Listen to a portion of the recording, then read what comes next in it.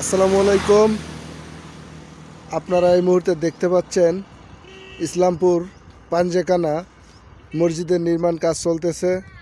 আমাদের নুরুল ভাই উনি এই রোডে যে সমস্ত পথচারীরা বা গাড়ি যাচ্ছে তাদের কাছ থেকে দান গ্রহণ করতেছেন।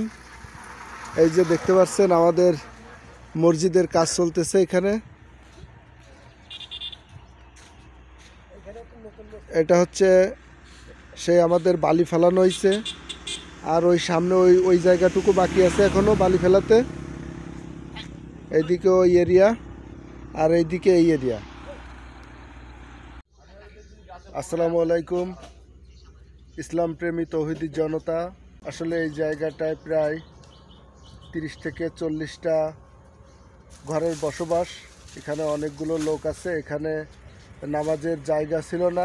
একটি পাঞ্জেখানা মসজিদের নির্মাণ কাজ করতেছি। আপনারা ইতিমধ্যে জানেন আমাদের সেই মসজিদ নির্মাণের কাজ কত দূর হয়েছে আপনাদেরকে আমরা ইনশাল্লাহ দেখাচ্ছি। আসলে এখানে অনেক লোকের বসবাস।